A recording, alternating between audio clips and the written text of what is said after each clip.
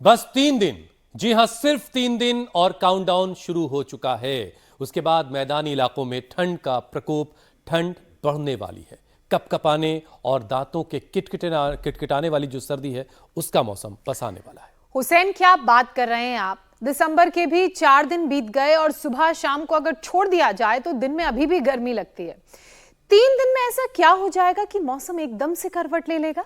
देखिए ज्योत्सना, मौसम वैज्ञानिक कह रहे हैं कि 3 दिन पहाड़ों पर जोरदार बर्फबारी होगी, बारिश होगी और उसके बाद मौसम बिल्कुल बदल जाएगा। देखिए जैसे आज ऐसा? हमारे स्टूडियो में ये बर्फबारी हो रही ना, इसका असर मैदानी इलाकों पर पड़ेगा। सर्द हवाओं से मैदानी इलाकों में ठंड जो है वो अपना रौद्र रूप लेगी। फिर जिस बात की आप शिकायत कर रही हैं वो नहीं कर पाएंगी कि ठंड नहीं है। फिर तो हुसैन, लोगों को अभी से अलर्ट हो जाना चाहिए, क्योंकि मौसम सर्द होने से सबसे पहले लोगों की इम्यूनिटी कमजोर होती है, क्योंकि ठंड में हुई लापरवाही शरीर की बायोलॉजिकल एनर्जी का संतुलन बिगाड़ देती है। ये बायोलॉजिकल एनर्जी क्या है वो मैं आपको बताती हूँ। ये बायोलॉजिकल एनर्जी है वात, पित्त और कफ, जिन्हें त्रिदोष भी कहते हैं। और अगर ये बिगड़ जाएं तो समझिए बीमार पड़ना तय है। इंसान बीमारियों के चक्रव्यूह में फंस जाता है। एक बीमारी ठीक हुई नहीं कि दूसरा हमला कर देती है। इलाज के बाद बीमारी फिर से लौट कर भी आ जाती है। High BP, sugar, obesity, thyroid, सर्दी जुकाम, एसिडिटी, ये सारे जो रोग है ना, ये त्रिदोष बैलेंस बिगड़ जाने की वजह से होते हैं। इसको ऐसे समझ लीजिए, जिन लोगों को गैस की प्रॉब्लम होती है, ड्राइनेस रहती है, कमजोरी ज्यादा महसूस कर रहे हैं, उनमें वात बढ़ गया है। और अगर सीने में जलन, एसिडिटी की दिक्कत हो तो समझिए शरीर में पित्त बढ़ा हुआ है। तो कफ प्रवृत्ति वालों को हर वक्त थकान और शरीर में भारीपन रहता है। आपकी फितरत क्या है? वात, पित्त या कफ, ये समझकर उनका बैलेंस बनाए रखें तो इम्यूनिटी भी मजबूत रहेगी और बीमारियां आपके पास भी नहीं फटकेंगी। और ये सब कुछ मुमकिन है, और मुमकिन है योग और प्राणायाम के जरिए। और उस पे भी अगर आपको साथ मिल जाए स्वामी जी का तो फिर कहने क्या है। योग त्रिदोष को शांत भी करता है और शरीर में एनर्जी भी भरता है। किस योग प्राणायाम से त्रिदोष शांत होगा, ये सब कुछ आज हम स्वामी जी से जानेंगे, क्योंकि सर्दियां पड़ने वाली हैं। जैसे कि हमने शुरुआत में बताया, पहाड़ों का जो असर है वो मैदानी इलाकों में होगा। स्वामी जी प्रणाम, बहुत बहुत स्वागत है आपका। प्रणाम स्वामी जी। आपको देख के तो लगता नहीं कि सर्दी आने वाली है, लेकिन बहुत बहुत प्रणाम। हमने सर्दी को अपने भीतर समा लिया है। सर्दी के साथ में हमने मैत्री भाव स्थापित कर लिया है। जैसे आपके आँखों को, आपके नाक को, आपके चेहरे को सर्दी नहीं लगती है कभी? देखो, जिन्होंने टोपा पहन रखा है, सिर पर जैकेट पहन रखी है, स्वेटर पहन रखी है, स्वेटर के अंदर इनर पहन रखा है, उनका भी चेहरा नंगा है। जैसे आपके चेहरे को सर्दी नहीं लगती, हमने चेहरे की तरह अपने पूरे शरीर को सर्दी के साथ उसका साथ में कर दिया है, उसको एकात्म कर दिया है। तो थोड़ा सा ताड़ासन, तिर्यक ताड़ासन, और जिनसे बन पाए उनसे सुबह सुबह थोड़ा सूर्य नमस्कार और फिर दंड बैठक लगाओ, ठंड भगाओ, पावर योगा का सेशन रोज हम करते हैं। योग के साथ यजन भी हमने शुरू कर दिया है। हमारे यहाँ ऊपर भी पूज्य स्वामी हमारे नकुल देव जी इस अनुष्ठान में लगे हुए हैं। और देखो, एक तो सारी थेरापियाँ आज हम बताने वाले, रोज घर में जल नीति करो, सूत्र नीति करो, और वो हम यहाँ प्रैक्टिकल करके दिखाते हैं। ये कोई डिमोन्स्ट्रेशन नहीं है, ये प्रदर्शन के लिए नहीं है। योग तो जीवन दर्शन है। जल नीति करें, सूत्र नीति करें, और पित्त के लिए कुंजर क्रिया करें, और कफ के लिए वस्त्र धोती। ये बातें भूल सा गया था जमाना, हमने जड़ों से जोड़ दिया जमाने को। हम कहते हैं जड़ों से जुड़ो, बड़ों से जुड़ो, प्रकृति से जुड़ो, संस्कृति से जुड़ो, स्वस्थ हो जाओ। समदोष समाग्नि समधातु मलक क्रिया प्रसन्नात्मा इंद्रिय मना स्वस्थ्य विधीयते। जिनसे बन पाए ऐसे होले होले ये सूर्य नमस्कार, और फिर एक बार तो पूरा दमखम के साथ ऐसे, पहले धीरे धीरे, बाद में तेजी से ऐसे ये करवा देते दंड बैठक। ये बहुत ज़रूरी है। एक बार सुबह पूरे उत्साह के साथ 10 बार से शुरू करके रोज फिर 5-5, 10-10 बार बढ़ाते जाना। आप 1 महीना में 50-100 तक पहुंच जाएंगे। वैसे तो ये 1 सप्ताह का कार्यक्रम है, लेकिन चलो 1 महीना में सही अब उल्टे लेट जाओ और 100 बार भुजंगासन तो सबको करना है। तो एक तरफ हम यहाँ दंड धोती, पानी पी लिया और टंकी सी चल जाती है। ये बड़ा जोरदार है, लगता है ये हो कैसे रहा है सब कार्यक्रम, बड़ा आश्चर्य लगता है। तो दंड धोती, जल नीति, सूत्र नीति और ये कुंजर क्रिया, वस्त्र धोती, इसमें भी 20-22 फीट का एक कपड़ा खा लेते, निकाल देते अंदर की सारी गंदगी। देखो पित्त के लिए पेठा, लौकी का जूस या सूप, वीट ग्रास, एलोवेरा, शीशम, पीपल, बेल, इसका रस पिलाते हैं, पित्त का बैलेंस हो जाता है। वात के बैलेंस के लिए तो हल्दी, मेथी, सौंठ, मीठी सुरंजान, अश्वगंधा, शतावर, वातारी चूर्ण और एटीएम की सब्जी, एलोवेरा, टर्मरिक, मेथी, मेथी अंकुरित के साथ अब तो ताजी मेथी भी आ गई, मेथी, बथुआ, सरसों, मेथी, बथुआ, सरसों का जो साग है ना वो भी वातनाशक है। और हाँ, कफ के लिए तुलसी, हल्दी, अदरक, पान के पत्ते और वासा पत्र, ये हम अलग अलग जूस पिलाते हैं।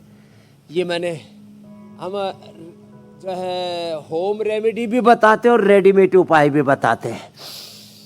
ऐसे 100 बार से शुरू करके और ऐसे ये सामान्य दंड है और फिर ये मिश्र दंड, ऐसे ऐसे ऐसे, और फिर जो कर सके। अब तो धीरे धीरे हमारे साथ सब करने लग गए, ऐसे पूरा ताल ठोक करके। लेकिन स्वामी जी कई बार ऐसे भी आप कुछ ऐसी बातें बता देते हैं कि धीरे-धीरे लोग जो है बैठ करके सोचते रह जाते हैं।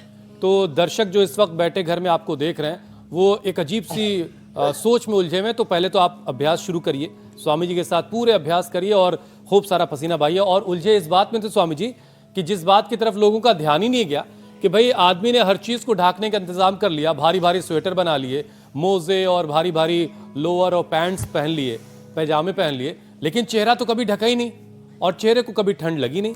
ये वाकई बड़ी कमाल की बात है। और इसी तरीके से शरीर को भी ठंड ना लगे उसका इंतजाम किया जा सकता है, इसका रास्ता यहीं से निकलता है।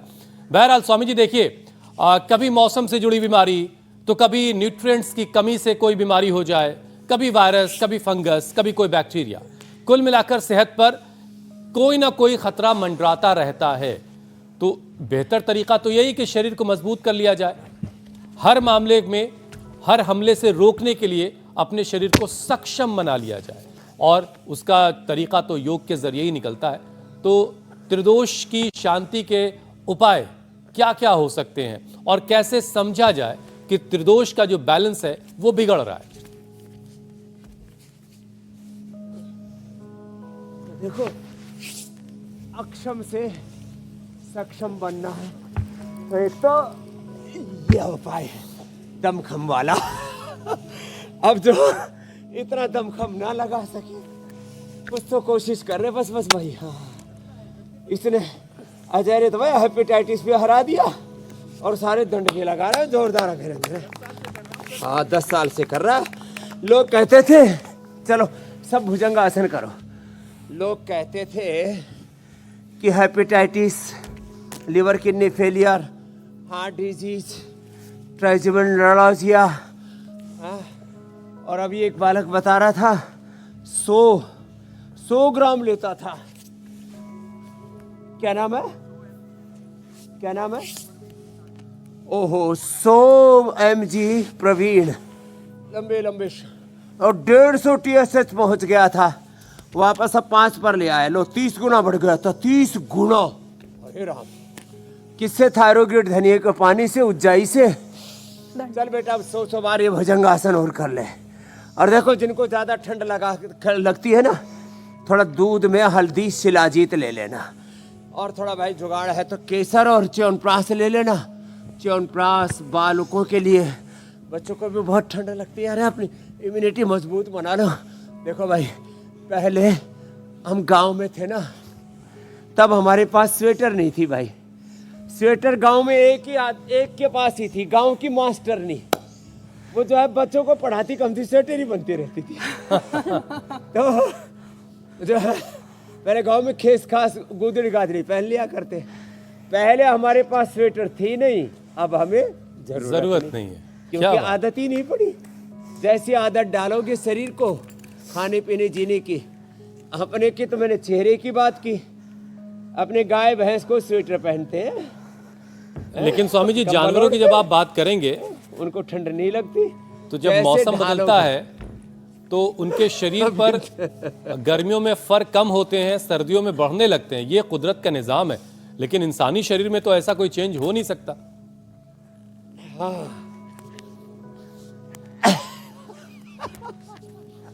देखो देखो, कुदरत के अनुसार चलोगे तो आपके भी जीवन में अपने आप बॉडी अपने आप को एडजस्ट करती है। बॉडी ईज कर लेती है हर चीजों के साथ, और डिजीज से बॉडी ऑर्डर में ढाल लेती है। डिसऑर्डर से हम अपने आप में स्वस्थता, अपने स्वरूप में प्रतिष्ठा, अस्वस्थता में नहीं तो चले जाएंगे। तो ये डी-ईज है ना, डिजीज, डिसऑर्डर। ऑर्डर से बाहर गए, एक अनुशासन से, एक प्रकृति के जो भगवान के विधान से, उसके निजाम से बाहर निकले तो भाई अपनी निजता से नीचे आ गए तो बीमारी तो होगी ही। तो देखो आज शुरू में तो पावर योगा करा दिया। अब सब वात पित्त कफ त्रिदोष के लिए 3 चीजों का ठीक होना जरूरी है। एक तो पाचन तंत्र, पाचन तंत्र गड़बड़ होता है, पेट गड़बड़ होता है तो सर्दी जुकाम बुखार कफ कोल्ड वात पित्त कफ त्रिदोष गड़बड़ होते हैं। जब फेफड़ा श्वसन तंत्र, इधर ये पाचन तंत्र, दूसरा श्वसन तंत्र, इन 2 का स्वस्थ रहना जरूरी, इसलिए रोज ये करवा देते हैं। एक तो बटरफ्लाई और एक ये, दूसरा श्वसन तंत्र। अच्छा स्वामी जी, और तीसरा है मस्तिष्क तंत्र। गुड़ की तासीर क्या गर्म होती है? जी मेरे भाई, क्योंकि सर्दियों में गुड़ की चीजों की बड़ी बहार आ जाती है।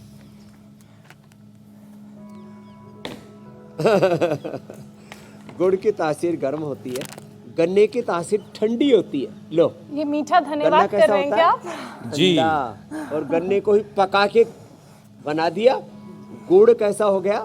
गर्म। और जो है उसकी गर्मा गर्म चिक्की खाओ। स्वामी जी, उसमें तिल, ये मीठा उसमें तोहफा आया है, मूंगफली।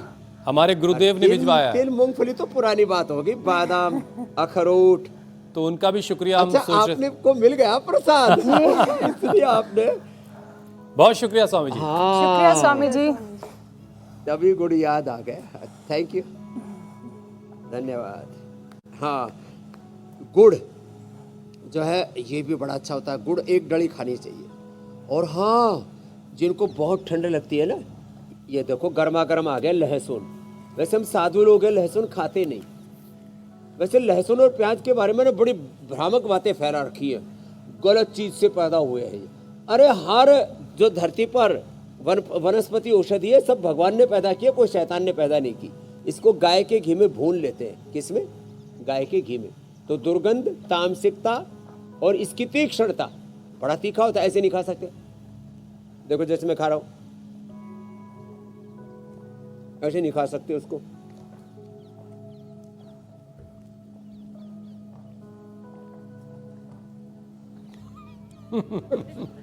5 तो 10 कली। तीक्ष्णता, उष्णता, तमोगुण और सारा इसका दुष्प्रभाव खत्म। ठंडा गायब, कफ कोल्ड गायब। स्वामी जी पहले 5 के लिए गायब। मैं खा रहा था, आजकल घटा के पत्नी ने 2 कर दिए। कह रही बहुत महंगा हो गया।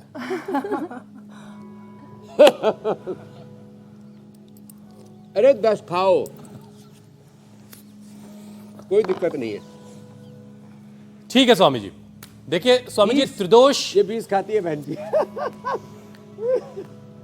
स्वामी जी त्रिदोष इम्बैलेंस होने का पता चल जाए तो वात पित्त कफ को बैलेंस करने के लिए रोजाना जो है फिर अभ्यास कितनी देर के लिए जरूरी है, और कौन कौन से अभ्यास, किस किस चीज का जो वात है तो कौन सा अभ्यास है, पित्त का बैलेंस बिगड़ा तो कौन सा अभ्यास करना है, कफ का बैलेंस बिगड़ा तो कौन सा अभ्यास करना है, और कितनी देर करना है, अलग अलग करके जरा बताइए स्वामी जी।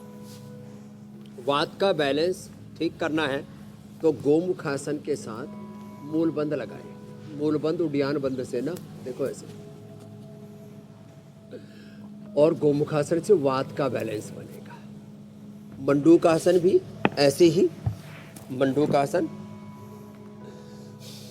मूल बंद उड्डयन बंद के साथ ऐसे, ये वात के लिए मंडूकासन और पवन मुक्तासन के साथ कपालभाति करो, ऐसे। तो वात का बैलेंस। कफ के बैलेंस के लिए भस्त्रिका प्राणायाम के साथ योगिक जॉगिंग करो, सूर्य नमस्कार करो, दौड़ लगाओ या भस्त्रिका प्राणायाम वेग पूर्वक कर लो, और उससे वात के साथ कफ का बैलेंस हो जाएगा। क्योंकि जितना रेस्पिरेटरी सिस्टम आपका स्ट्रेंथन होगा, जितना लंबा श्वास आप लेंगे ना, ऐसे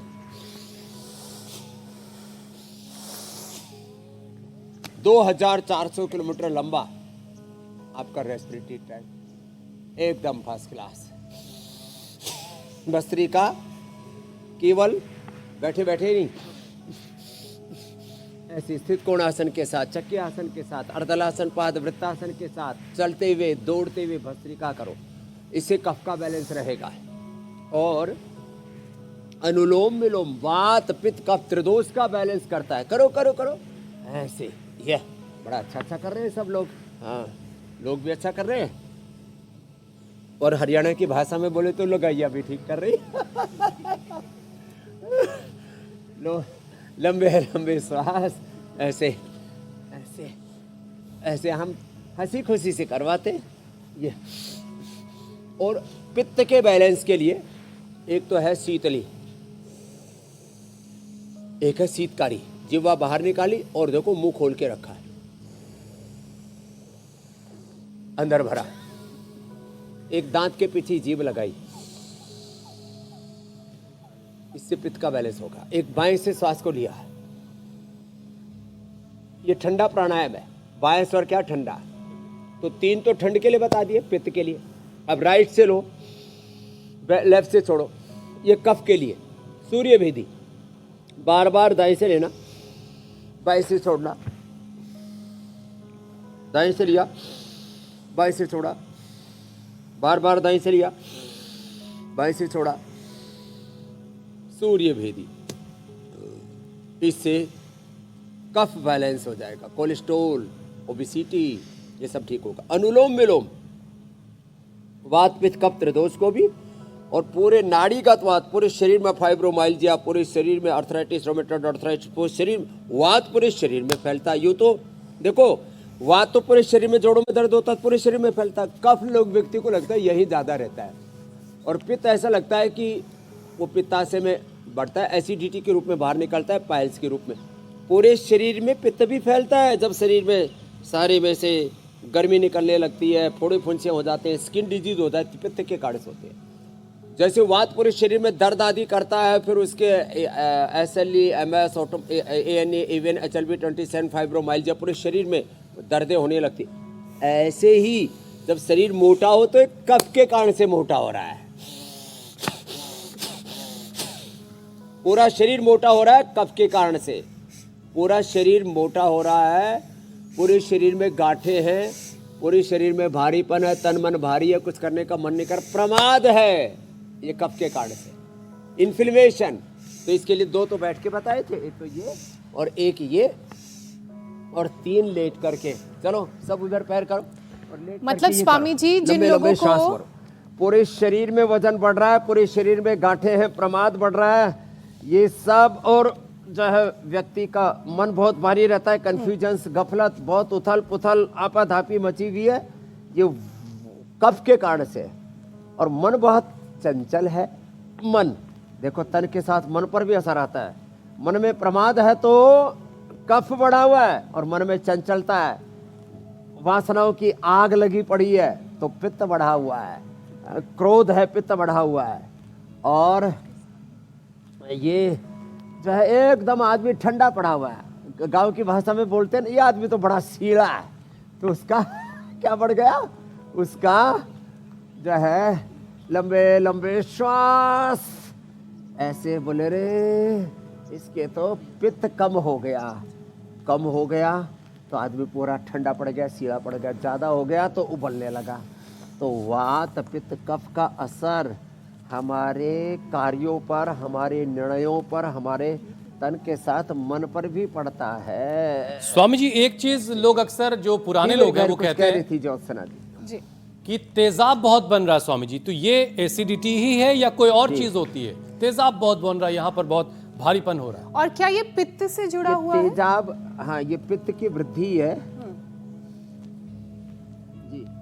हाँ देखो, अब ये प्रकृति से ही जुड़ा हुआ है। पित्त की प्रकृति बढ़ती है तो एक तो आंखें लाल हो जाती है, बीपी भी बढ़ जाता है। हाँ, बीपी बढ़ता है तो पित्त के कारण से, इसलिए हम उसमें लौकी का, पेठे का जूस से लेकर के शीशम, पीपल, बेल के प्रयोग से लेकर के उसमें कामदोधा, मोती पिष्टी के प्रयोग करवाते हैं। और मुक्तावटी, या वो जिसमें भी मोती पिष्टी से नाम उसका मुक्तावती, और उसमें बीपी ग्रिट का प्रयोग करवाते हैं। पित्त का प्रशमन करने के लिए सबसे बेस्ट तो है लौकी, पेठा और एलोवेरा। एलोवेरा वात का भी प्रशमन करता है।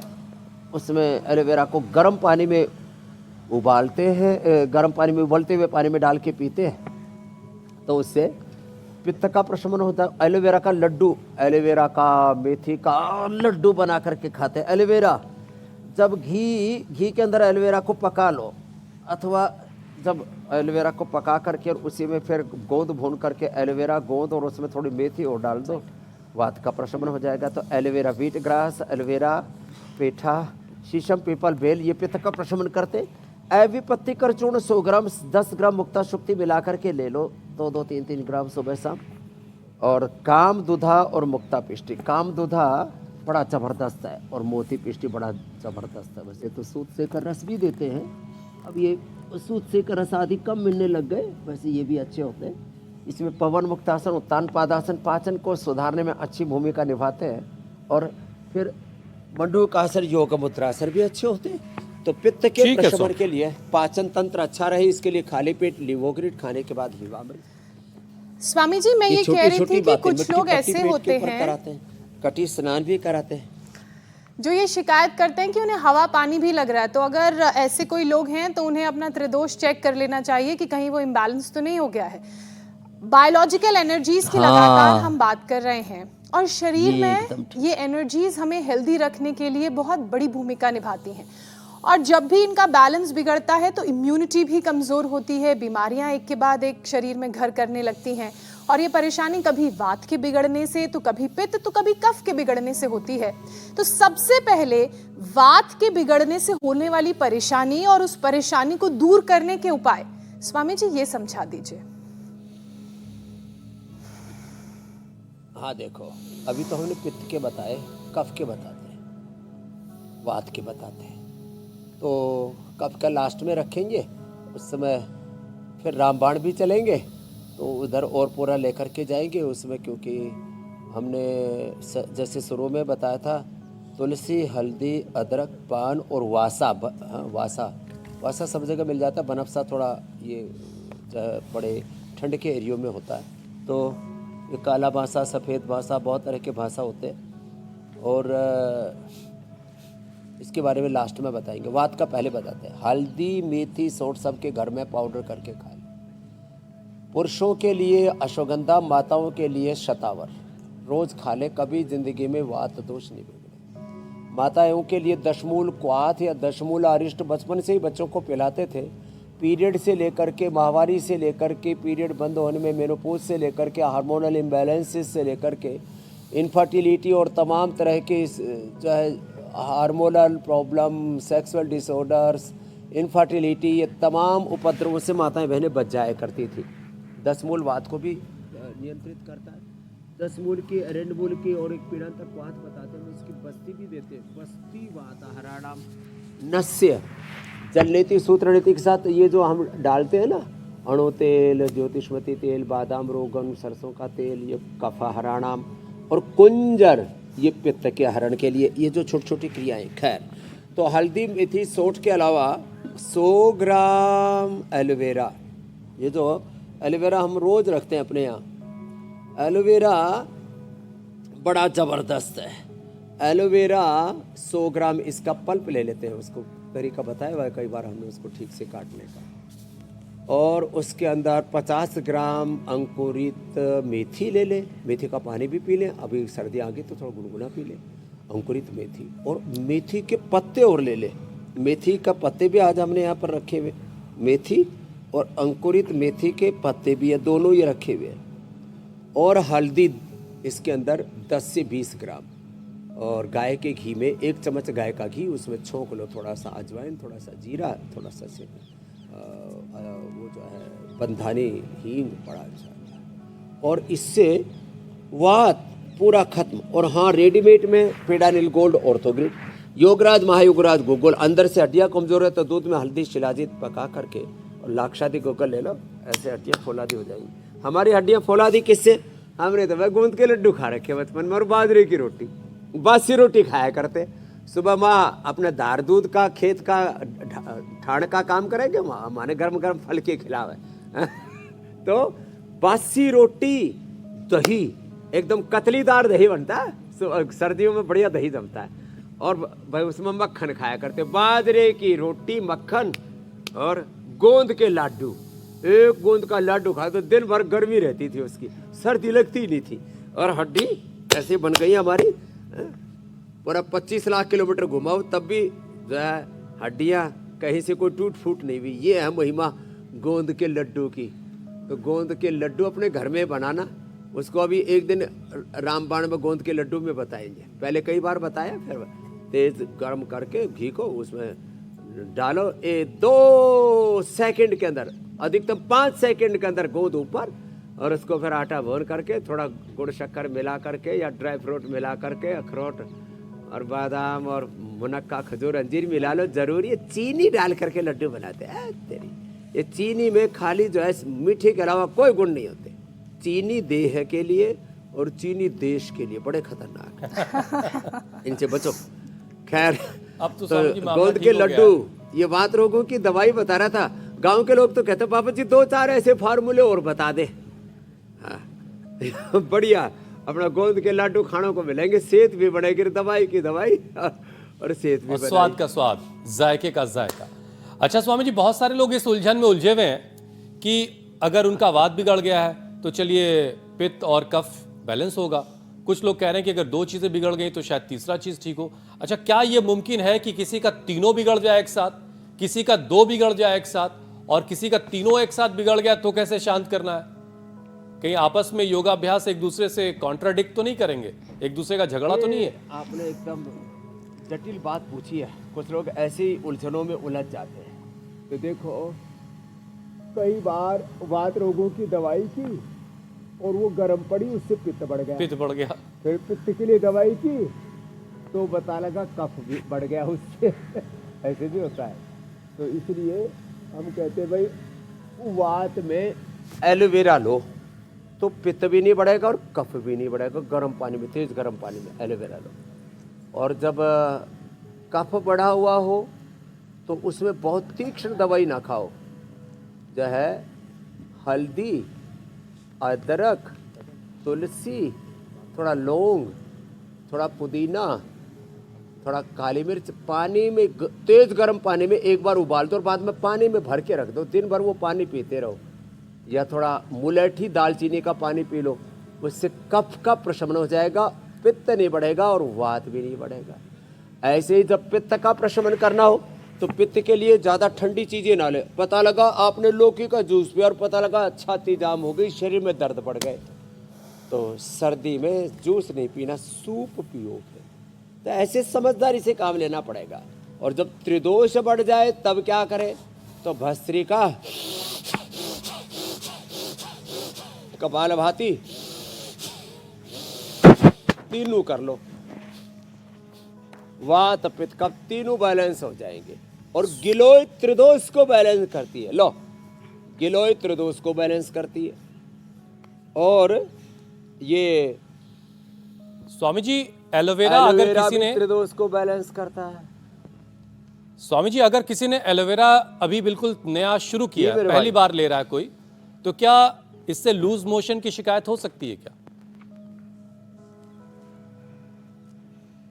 किसी किसी को हो सकती है, बाकी एलोवेरा पाचन तंत्र को रेगुलेट करता है। किसी को पहले से ही कोलाइटिस है, उसको थोड़ी सी दिक्कत होती है, फिर भी 2 चम्मच से ज़्यादा नहीं लेना चाहिए। तेज़ गर्म पानी में पिलाते हैं तो जिनको एलोवेरा और ये आंवला तो कब्ज़ दूर होता है, तो 1-2 चम्मच से शुरू करना चाहिए। तो फिर ये लोगों के लिए नाजुक हो गई है प्रकृति, बड़े नाजुक से लोग हो गए, बड़े संवेदनशील, तन से भी मन से भी। कैसा होना चाहिए व्यक्ति को? एकदम रफ टफ बोलते हैं ना, कोई असर नहीं हो रहा है सर्दी का न गर्मी का, किसी ने गाड़ी दे दी, किसी ने मान कर दिया, किसी ने अपमान कर दिया है, बोले ये मस्त बोला है, अल्लड़पना, बोले एकदम अल्लड़ आदमी है, इसका कोई असर नहीं। किसी ने गाड़ी गाँव दे दी की तो भाषा स्वामी में जी बोले खुश तो हो बड़ा जाएंगे लोग। बोलड़ है। गलत सुन लिया आपने। नहीं, जो मैंने सुनना चाहा वही सुना।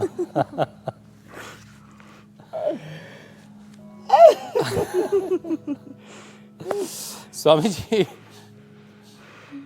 तो अगर आप भी चाहते हैं कि आप उस लेवल पर पहुंचे कि आपके शरीर पर सर्दियों का असर ना हो, गर्मी का असर ना हो, स्वामी जी जाकर के माइनस टेम्परेचर में ऐसे ही योग अभ्यास करते हैं जैसे आपको अभी नजर आ रहे हैं। तो उसके लिए जरूरत इस बात की कि आप अपना अभ्यास को धीरे धीरे बढ़ाइए। तो 5 आसन और तो डेली करने चाहिए।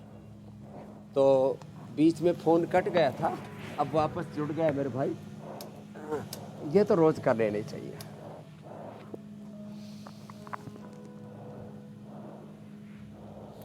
स्वामी जी देखिए, वात पित्त कफ बैलेंस करने के साथ साथ ठंड में सर्दी खांसी जुकाम और कुछ सीजनल परेशानियां हैं वो भी आदमी को जकड़ लेती हैं। अब इनमें क्या आयुर्वेदिक तरीका अपनाया जाए, जरा ये भी बताइए कि जो कॉमन सी परेशानी कोल्ड कफ की, इसके लिए आप जब आपके पास कोई आता तो आप पित्त उससे का सबसे बताया पहले था, क्या देते हैं? वो वात का बता दिया। अब कफ का, कफ जब थोड़ा बढ़ता है तो सर्दी जुकाम होती, ज़्यादा बढ़ता है तो फिर श्वास दबाव खड़ने लगता है, और ज़्यादा लंबा टिक जाता है तो ब्रोंकाइटिस हो जाता है, फिर साइनोसाइटिस, फिर वो जो है ना फाइब्रोमाइल्जिया अंदर से ना, सॉरी लंग फाइब्रोसिस, फिर लंग चेंज करने की बात आ जाती है, फिर टीबी और लंग कैंसर में तब्दील हो जाता है कफ। लो, ये है एक के बाद दूसरा इसका स्टेज। तो क्या करना है, जैसे ही सर्दी जुकाम कफ कोल्ड बढ़े तुरंत अणुते नाक में डालो, और जो है उबला हुआ सेव, उबला हुआ अमरूद, चना, खजूर, इतना ही खाओ। आज अभी सुबह सुबह हमारे एक माता कृष्णा का बालक आया और मेरे पास 5 किलो खजूर लाया, क्योंकि उनको पता है मैं डेट खाता हूँ। कितना? 1-2, नहीं तो ज़्यादा डेट खाओ, वेट बढ़ाओ। जो अंडर वेट है उनके लिए भी अच्छा है। तो मैं कह रहा था, देखो जो है जैसे ही बढ़े कफ, पहले ही घुस से ही बाहर निकालो, बाहर खदेड़ दो, नस्से करो, फिर सीतोपलादी, त्रिकुटा, स्वासारी पाउडर शहद के साथ ले लो, नहीं तो स्वासारी क्वाथ, स्वासारी प्रवाही, स्वासारी अवले, स्वासारी वटे, स्वासारी गोंड, स्वासारी के कई अवतार दिए हमने। और ब्रोनकोम तो इतना अच्छा है, किसी किसी की कफ की प्रकृति हो गई, सर्दी जुकाम भी होगा और पित्त भी है साथ में, ब्रोनकोम और कंठामृत चूस लो, एकदम सर्दी जुकाम नॉर्मल। और देखो जो अभी मैंने बताया ना, ये जो है उबला हुआ सेव, उबला हुआ अमरूद, उससे फिर वो भी नहीं बढ़ता, पित्त भी नहीं बढ़ता, पाचन भी अच्छा रहता। नहीं तो ज़्यादातर कफ कोल्ड की दवाई आयुर्वेद की भी खाओ या एलोपैथी के एंटीबायोटिक्स खाओ, स्टीरॉयड लो, उससे पूरा हाजमा सब गड़बड़ हो जाता है। ब्रोनकोम और कंठामृत जबरदस्त है। ये ब्रोनकोम और कंठामृत, ये दो तो इतनी ज़बरदस्त है। मैं 1-2 ब्रोनकोम ऐसे ही और 1-2 कंठामृत सुबह ही अपने मुंह में डाल लेता हूँ, और क्योंकि कई किलोमीटर ठंड में दौड़ लगाता हूँ और ज़रा सा भी ठंड का असर नहीं होता। हाँ, ये ब्रोनकोम और ये कंठामृत ये बड़ी ज़बरदस्त है। ये ऐसे इसको चूस लो। और ये तो मैं कहूँगा सभी एंकर्स को भी, रजत शर्मा जी जैसे अपने ऑफिस में ही रखते हैं, कंठामृत और ब्रोनकोम मुंह में चूस लो, ए साहब एकदम फर्स्ट क्लास। सारे टीवी न्यूज एंकर्स ने तो बीच में खांसी आएगी और दूसरी ब्रेकिंग बन जाएगी। न्यूज पढ़ते पढ़ते। हैं? और ना भी हो तो भी पहले से खाते रहो, होगी ही नहीं। ये तो आपने इलाज पूछा, मैं प्रिवेंशन बताता हूँ। रोज 1-2 कंठामृत और 1-2 ब्रोनकोम चूस लो, कभी सर्दी जुकाम होगा ही नहीं। और इम्यूनिटी लो है तो थोड़ा क्या कर लो, इम्यूनोग्रेट ले लो। रोज 1-2 कली से लेके 5 कली तक ये लहसुन खा लो, कभी वात रोग होगा ही नहीं। और रोज एक बार, अरे थोड़ी सब्जी, इतने आड़ कबाड़ खाते हो, लौकी की सब्जी, लौकी का सूप या लौकी का जूस एक बार पी लो। रोज नहीं तो सप्ताह में 2-3 बार, अरे एक बार भी सप्ताह में खा लिया लौकी का तो पित्त नहीं बढ़ेगा। स्वामी जी इसको थोड़ा सा और बता दिया, prevention is better than cure. Swami ji थोड़ा सा और इसको स्पेसिफाइड करते हैं। हमने आपसे हमेशा ये बात जानी है, सुना है कि अगर इम्यूनिटी मजबूत है तो 100 बीमारियों को आप मात दे सकते हैं। तो स्वामी जी योगाभ्यास तो आपने काफ़ी करवा दिया है और अभी जारी भी है, लेकिन जरा ये बताइए कि सर्दियां शुरू होने के बाद लोगों को अपने खाने की थाली में क्या क्या बदलाव कर लेना चाहिए। बाजार में तो बहुत सारी चीज़ें अवेलेबल हैं, लेकिन जो थाली में हो, जो शरीर को मजबूत इतना कर दे कि शाम सीजनल के बीमारी से समय बचा रहे। अमरूद नहीं खाना, शाम के समय सीताफल नहीं खाना, ठंडे फ्रूट्स नहीं खाना। और शाम के समय फ्रूट्स में आप खा सकते हो उबला हुआ सेव, उबला हुआ अमरूद खा सकते हो। शाम के समय पपीता खा सकते हो, अनार खा सकते हो, खजूर खाओ। और ड्राई फ्रूट्स बिना भिगोए ऐसे धीरे धीरे चबा चबा करके खाओ। रात के समय दही छाछ नहीं खाना। और सर्दियों के समय लौकी का जूस नहीं, लौकी का सूप या लौकी की सब्जी खाना। रात को दही छाछ नहीं, सुबह सुबह दही, और दही के साथ थोड़ा सा गुड़ ले लो, गुड़, शक्कर या खजूर खाओ तो दही कफनाशक हो जाएगा, कफ कोल्ड नहीं बढ़ेगा। और दही खट्टा मत खाना, ये थोड़ा चेंज लाना। और कुछ लोग क्योंकि सर्दियों में भूख लाजमी बढ़ जाती है तो ज़्यादा खा लेते हैं। ओवर ईटिंग, अनहेल्दी ईटिंग और फास्ट ईटिंग ये तो कभी नहीं करनी चाहिए। और जो पित्त प्रकृति वाले हैं उनको बहुत ज़्यादा फिर गर्म चीज़ें खा लेते हैं ना, तो पित्त बढ़ जाता है। तो पित्त प्रकृति वालों को गर्म मसाले भी कम मात्रा में खाने चाहिए। कफ प्रकृति वालों को तो थोड़े दिन फिर बचना पड़ेगा, घी ज़्यादा नहीं खाना, 1-आधा चम्मच जो छोंक में लगाते हैं, उसके अलावा जो बहुत ज़्यादा घी खाते हैं ना। और ठंडा पानी तो कतई नहीं पीना। कफ प्रकृति वालों को तो मुलैठी, दालचीनी या श्वासारी का पानी, या जैसे मैंने बताया था ना, थोड़ा तुलसी, थोड़ी हल्दी, थोड़ा अदरक, थोड़ा पान पत्र, थोड़ा सा उसमें वासा, बनफसा और थोड़ा नींबू। नींबू कफ को दूर करता। आंवला, ये भी बढ़िया है। आंवले का बाहर है चोखा, आजकल तो आंवले की आंवले। चटनी, आंवला पानी में डाल देते। हाँ, पानी में डाल के रखो, कफ नहीं बढ़ेगा। ऐसी छोटी छोटी उपाय करने चाहिए। लोग अपने खान पान में ना, तो जिनको कफ की प्रकृति है उनको ठंडा पानी, वात की प्रकृति को वालों को भी ठंडा पानी नहीं पीना चाहिए। अब ठंडा पानी मना। अब लोग ना, मैंने यूरोप में देखा, अरे बावड़ो, चिल्ड वाटर, आइस वाटर, और फिर वो कोका कोला, पेप्सी, उसमें आइस डालते हैं, और फिर दारू वाइन भी आइस डाल लोगों का खाने पीने। आइसक्रीम खाएंगे, बोल ठंड ठंड को मारती है। अरे तेरा इधर से चक्का जाम हो रखा है। स्वामी जी मेरी घड़ी की सुई कह रही कि हमें अब आगे बढ़ना चाहिए रामबाण की तरफ। तो ज्योत्सना और पूजा की जिम्मेदारी अब ये है कि वो प्राणायाम के सिलसिले को आगे बढ़ाएं, और हम लोग स्वामी जी आगे बढ़ते हैं। और अब है वक्त रामदेव के रामबाण का।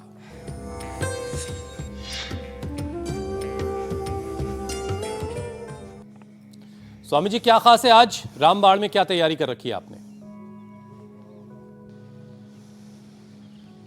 आज मैंने बहुत जबरदस्त तैयारी की है। एक तो यह देखो, ये पान की बेल घर में लगाओ। जैसे गिलोय की बेल तो हमने बता दी, ऐसे ये पान की बेल ना, ये हर घर में लगनी चाहिए। गमले में लग जाती है, अपने बालकोनी में लगा लेना। और फिर क्या करना, फिर देखो पान के पत्ते में, ये पान का पत्ता ले लो और उसमें थोड़ा सा ये गुलकंद लगा लो। पान के पत्ते में गुलकंद लगाया, इसमें 1 काली मिर्च, थोड़ी सी सौंफ और एक इलायची डाल दो, ऐसे ही छिलके सहित ही डाल दो, और इसमें थोड़ा सा लौंग डाल दो, और ऐसे इसको लपेट करके और ऐसे मुंह में रख लो। इतना बढ़िया लगता है, गला एकदम साफ हो जाता है। अकेले पान का पत्ता, मैंने बोला था ना पान का पत्ता, अब सर्दियों में ये पान का पत्ता डाल दो। पान के पत्ते के साथ इसके अंदर आप डाल सकते हो बासा। बासा दो तरह का होता है, काला बासा है तो बहुत ही ज़्यादा अच्छा होता है बासा। इसमें थोड़ी सी हल्दी, अदरक, ऐसे छोटे छोटे टुकड़े। ये मैंने पूज्य आचार्य बालकृष्ण जी से सीखा, उनकी भी थोड़ी कफ प्रकृति है, तो ये थोड़ा अदरक और थोड़ी सी हल्दी, हल्दी कम डालना नहीं तो थोड़ा स्वाद थोड़ा अलग सा हो जाता है। थोड़ी सी अदरक ये डाल करके, थोड़ी हल्दी, थोड़ा सा अदरक, थोड़ी तुलसी के पत्ते डाल देना। ये तुलसी देखो, ये श्यामा तुलसी है, बड़ी अच्छी होती है। ये तुलसी के पत्ते डाल दिए। इसमें एक दो इलायची, थोड़ी सी सौंफ, थोड़ी सी लौंग, थोड़ी काली मिर्च, ये सब डाल करके, और इस पानी को बिना छाने इस पानी को अब थर्मस में भर के रख लेना, और दिन भर ये पानी पीते रहना। कफ कोल्ड खत्म, दिन भर एनर्जी रहेगी, शरीर में गर्माहट रहेगी, सर्दी जुकाम कतई नहीं होगा। इसको ऐसे थर्मस में डाल के रख लें और उसका थोड़ा थोड़ा पानी पीते रहना और सेहतमंद रहना। तो ये सर्दी से बचाने वाला नुस्खा एक आपको बता दिया। ऐसे रोज एक एक नुस्खा सर्दी से बचाने का आपको बताते रहेंगे। तो आज का रामबाण बहुत ही बहुत शानदार। पान का स्वाद भी बहुत जोरदार आ रहा है। पान की दुकान वाले थोड़ा नाराज जरूर हुए होंगे, घर घर पान की बेल लग जाएगी। स्वामी जी अब आगे बढ़ते हैं, अब वक्त है योग पंचायत का।